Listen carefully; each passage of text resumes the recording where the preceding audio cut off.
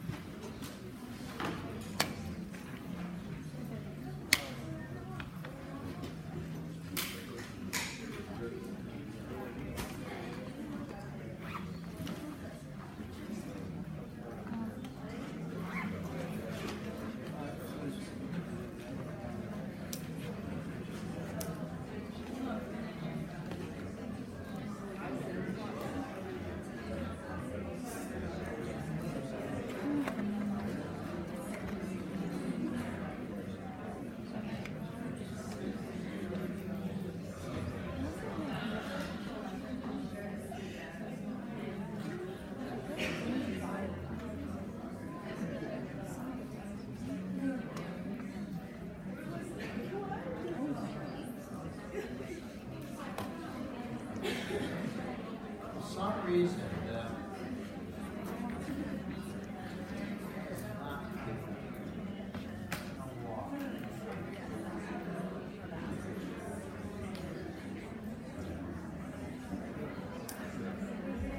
all right, so let's talk about how we would utilize this model, all right? For some reason, the little icon's not popping up anymore.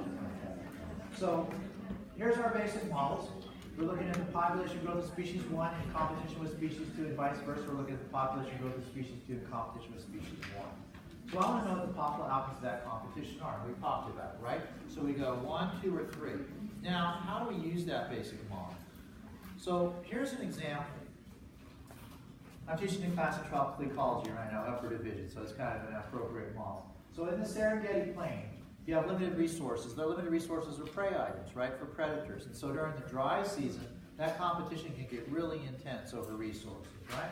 So we have two primary competitors here. We have the lion and we have the hyena. We've talked about them previously, yes? So in this case, species 1 is the hyena, species 2 is the lion. So given the following population parameters that I'm going to produce for you guys, I want you to tell me if they're going to coexist, if one's going to go extinct, or if two is going to go extinct. So here's the population parameters. Let's start with species 1. So in this particular case, per capita growth rate is 0.5 for species 1. At time naught, the population size of hyena is 200. The carrying capacity of hyena is 400. And the alpha, the competition coefficient, is going to be 0.9. So I want you to tell me what is the population size of species at the start of year 2. So again, how do you do it? Two-step process always. Going to calculate first what? The number of new recruits, and then add it back to initial population size. So get together in your groups and do that calculation for me, okay?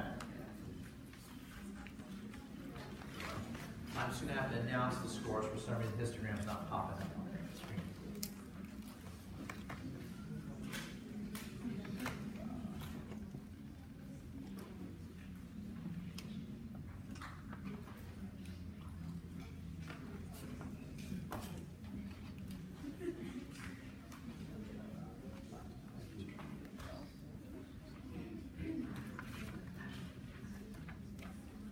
Did it show up? Hey, there.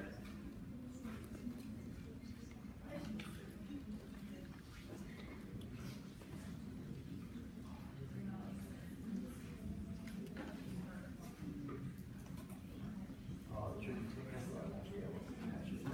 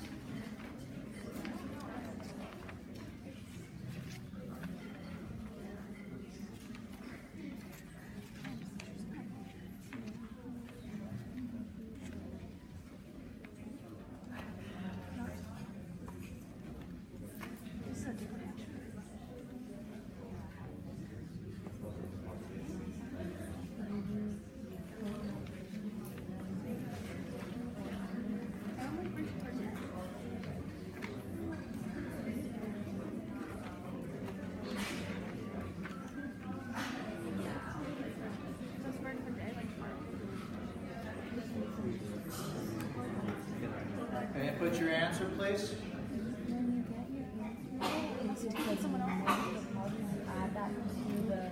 I highly suggest practicing lots of multivariate competition equations because though they're easy, there's more numeric values to deal with, and it's easier to make operational errors.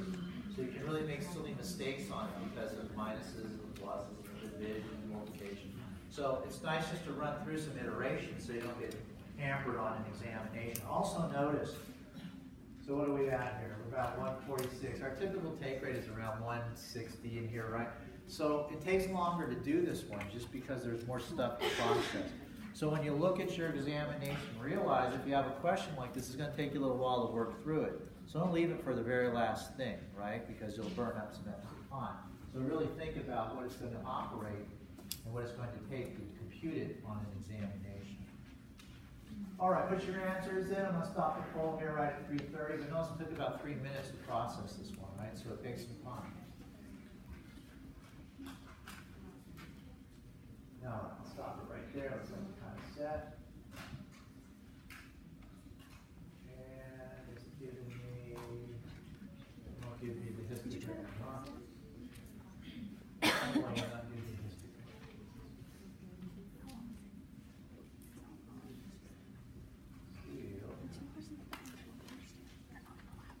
That won't give me anything. That's no good. All right, I'm going to move it back. It's not seeming to work. So let's just move through it then. Oh, here, it's coming up on mine. I don't know what's going on. I'm going to have to talk to somebody. But in this particular case, don't worry about putting it in again, guys. We'll just go through it. So, for some reason, the histogram won't show up, and now I have no cursor either. I'm going to move it all back. Hold on. At least I can operate from my laptop this way. There we go.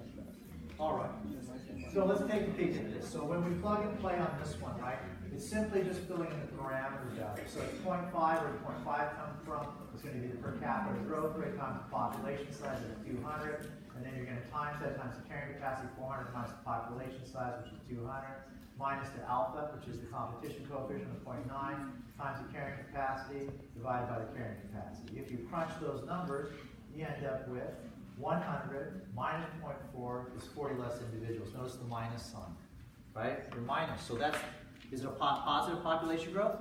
No. No, it's a negative population growth. So your yes?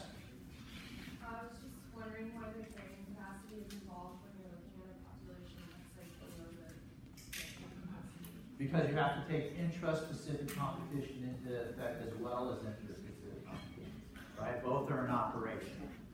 Okay, so if the minus sign indicates the decrease in the population growth, so you take that and you subtract that. So 200 minus 40 is 160 population size at the start of year 2. All right, so that's how you would do it for species 1. Let's do it for species 2. So what's going to be the population size of species 2 at the start of year 2? See if you can increase your operational speed of computation, okay? And put your answers. I'll just keep histograms on my laptop.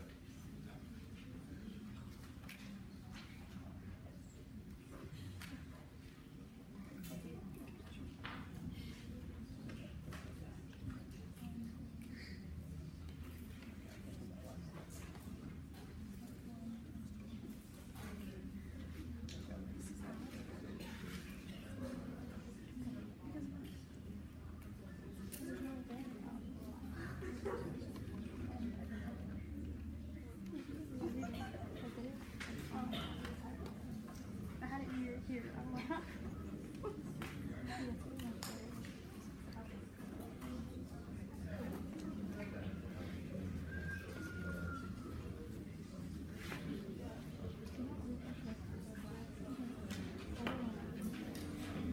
I told you. I told you that. We saw her picture.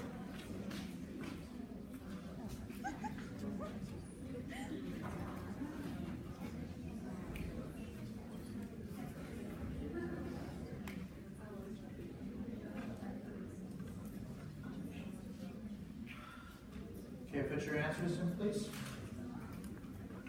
What did we stop last one? It was like 150?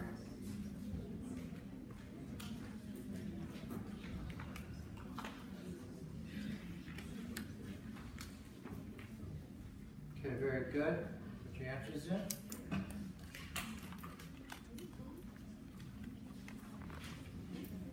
Okay, very nice. So I'm going to stop the poll. That's about 2 minutes. So you guys shaved off almost a minute and a half with one iteration. Stop it right there. And then in terms of the histogram, the consensus is super tight. It's a 97% consensus on answer C. All right? So let's take a look at that and see. And so in this case, again, same thing. You put in your parameter values. So we're looking at the population growth of species 2, which is the lion. The per capita growth rate is 0.5 times the carrying capacity of 400, which is the same as it was not the carrying capacity, but the initial population size. And then times the carrying capacity minus the year 1 value of population size times 0.1, which is the beta, competition coefficient times 200 over 1,000. Crunch all those numbers, you get 200 times 0.58, you get 116 new recruits. Notice positive or negative? Positive. Positive. So in this case, you have what kind of growth rate? A positive growth rate. You added to the number of individuals. Do the math. The original population size is what? 400 plus 116 new recruits, so you get 516 lions in that population size. They doing okay? Yeah. They're doing great. Now here's the take home. What's the message from this? Population 1 will decrease. Population 1 is going down. Population 2 is increasing. So therefore, if I do not change any of the population parameters, and everything stays exactly the same, over time, what will happen to species 1? Go extinct. It will go extinct. What will happen to species 2? It'll keep growing. It will grow to what? Carrying capacity. Very good. That's exactly what will happen. So the model is predicting the extinction of hyena and the dominance of lion. All right, the hyena will go extinct and the lion will reach its carrying capacity. That's how you utilize the model. The next question is, does it work? So now we want to test it in the real world, okay? So these are the Gauss experiments. Notice how old they are. 1930s. Why would I ever give you something that old? Either we still use it and it works, or it's the fundamental understanding of a topic that we use today or some kind of tool we use today. And so this was the first time that the Locke-Volterra equations were ever actually utilized experimentally to test experimental outcomes. And so Gauss in 32 looked at the population of 2 species of yeast. And so when you looked at these species in isolation, I'm going to lay out the framework for the model which he looked at, realistically in terms of an experiment. Yeast were growing in test tubes with a limited amount of space and a limited amount of food. What do you think their population growth rates look like? What model did they represent best? Logistic growth, because it assumes what? Resource limitation, right? So when he actually grew these in suspension, that's exactly what he found. That's a very nice fit for the logistic growth model. But now what was his question? How do they interact with each other, and what impact might that have on the population growth rates of these 2 species of yeast? So he grew them together. All right. Now, how does it actually work?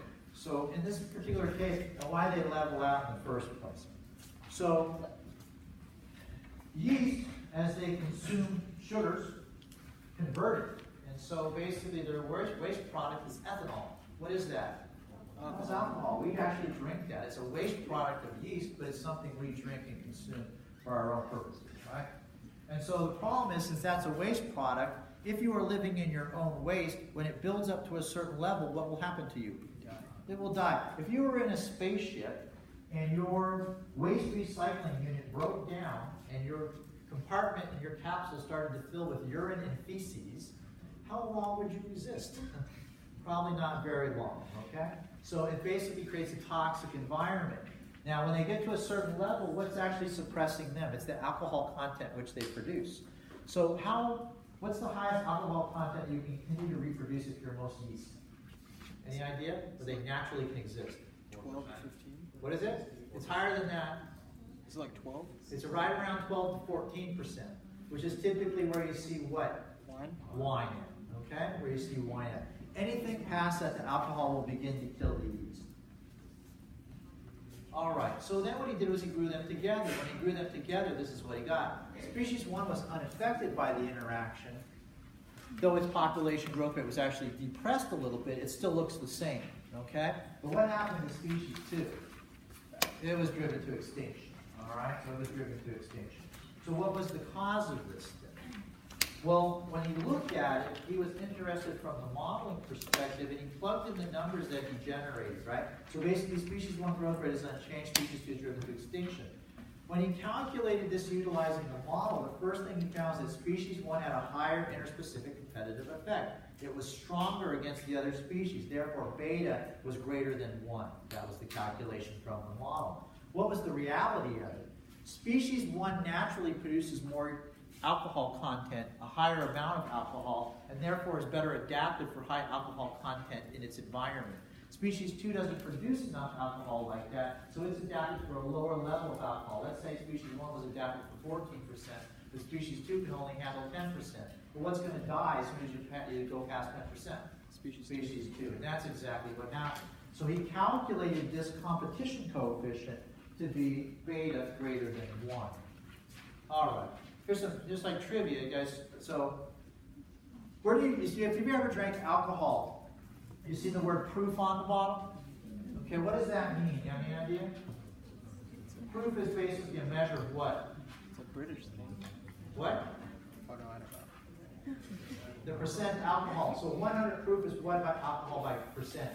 50%. Do you know where that word comes from? What's that? It burns. And so that basically comes from, the word itself comes from the proof of the alcohol content. So if you went to a moonshiner, right, they would give you 100% proof of the percent alcohol of the product. And how would they do it? They light it on fire. All right, so that's basically how it works. Is it good to drink 50% alcohol by content? It is if you'd like to die. But it's probably not the brightest idea. Natural fermentation happens all the time. So like when berries and things like that begin to decompose, they naturally are colonized by yeast, which convert the sugar products to alcohol. So you see this quite a bit in nature. It's an interesting story. It's interesting for me, maybe not for you. We'll see. So when California was first undergoing its major boom, right, in the kind of early 50s, there was a transition off of mass transit to the car, which is supposed to be a major improvement, right? Do you know that California is now one of the best mass transportation systems in the entire world? That's absolutely true. You know what it was called? No. What was that? No? No, Bart is a weak imitation of this thing. It used to be called Red Car because the cars were painted bright red. And it had a transportation system that spanned all the way from the Inland Empire, down south, north, all over LA, and was incredibly efficient at moving people about. But then what happened with the car is people decided, well, we need to transition people off of man transit onto the cars. So what happened was people who owned the tire industry, the gasoline industry, and the car industry got together and bought out Red Car and dismantled it. How's that? So they broke down the mass transportation system, broke apart the tracks, trashed the cars, and filled up all the underground tunnels with debris. And that got people to transport from mass transit onto cars. And so they started building the freeways, right? Actually, you know, the new system in LA, which costs like $5 trillion to build, a lot of times they're just boring through the old tunnels that Red Car used to run through and clearing the debris. Because they were so insidious about it, they literally got the tunnels, instead of just closing them off, they filled them with junk. So you couldn't even use them for anything. Big concrete piles of garbage in there. So they have to rebore them out, which is just terrible. So anyway, they started to build freeways. And in those days, they wanted to make the freeways very scenic because California had money to do those things. California used to have a ton of money. Did you know when California first started up and the original UC system went into operation, that if you met the minimum educational requirements to get into UC, it was free to go to college? Can you imagine that? Those days are long gone, aren't they? So yes, there was enough money coming in through taxes that actually allowed that to occur. That's no longer the case because the population has expanded and the drive on those resources is so severe. So they made them scenic, and the way they tried to make them scenic was they would plant things along the sides of the freeways. But the problem was, as soon as they did that, they started to realize quickly that there were more accidents on freeways that had been beautified versus those that just left the bare walls. Any idea why? What's that? People weren't looking, or they weren't distracted from the plants. It had to do with animal crashes. And so what happened was they found that there were animal crashes with things like raccoons and possums, bears occasionally, and then also primarily birds. And they were much higher. It wasn't due to just plants on the side. It had to do with what we're talking about here, which is alcohol consumption. So interesting, if you're ever out in the wilderness, fermenting berries have a very strong smell because of the decompositional products of ethanol production. Well, this is very attractive to bears, okay, very attractive to raccoons, and then birds are specializing on the bright color of the decompositional process. They don't smell very well, but they see the difference. And they like the taste of them, though, so they'll eat them. The problem is if you eat fermented berries, they have a high alcohol content. So what will happen to you? You get drunk. You will get drunk. And so if you ever stumble across, you're like hiking somewhere and you see like a bear flopping across the trail or something like that, and you think, rabbit animal, no, they could just be completely lit. Because they love those berries, they'll sit for hours and eat fermented berries and literally get hammered, right? And birds can do the same things. It affects their physiology the same way. So a drunk bird does what? It crashes into you flying by at 50, 60, 70 miles an hour, right? And so that happened in the traffic accidents went way up. And what they did was they would plant berries on the sides of the freeways because they're such fast growers, and they go up the concrete walls because they're climbers, right? They don't do that anymore, obviously, because the traffic rates went up in terms of that. It's completely useless trivia there. So anyway, in this particular case, alcohol content resulted in the differences in the population growth rate, was very accurately described by the Lockyer-Voltaire competition model. So let's talk about this idea of competition in some detail and what it really means. And so there's this idea called the competitive exclusion principle. What it simply means is this: no two species can occupy the same ecological niche simultaneously, or one or the other is going to go extinct. So the first question, well, what the hell is a niche? Well, if I was to look up niche in a dictionary, what would it say? What's a niche? It's like a space. It's a space to put something in. When you were like a little kid in kindergarten, you had a cubby hole, right? And you put all your crap in there. That's a niche, okay? So an ecological niche is like it's like biological space. It's kind of all the ways you make a living in your environment and all the resources that you utilize. All right? So it's kind of like your ecological, your biological or ecological role in an environment. So that's the niche. And a niche comes in two basic parts. So one is larger than the other. So you have a fundamental niche. The fundamental niche is basically the potential resources that you can occupy in space and time. And then the realized niche is what you actually occupy. So often the fundamental niche is referred to as, by quantitative ecologists like myself, as an n-dimensional hypervolume. That's a big wordy mouthful. What the hell does that mean? Well, when you think about resource utilization, it occurs on a variety of axes. How much food do I need? Well, that's an XY axis. How much air do I breathe? That's an XY axis. How much space do I need? That's an XY axis. You know, so basically when you look around at all these different resources, they create all these axes running in different directions dimensionally. So what it creates then is a sphere around me. And that sphere is basically n dimensions, and it creates a volume, n-dimensional hypervolume. Does that make sense? Because all the axes are going in different directions. So I have a bubble of resource utilization. That's fine. But what happens when my bubble now overlaps with your bubble? You compete for whatever resources that are overlapping in the bubble. And so you think about it as three-dimensional bubbles of space. Whenever the bubbles overlap each other, now you're competing for whatever resources those are out there that are located in yoga land. That's the n dimension, space.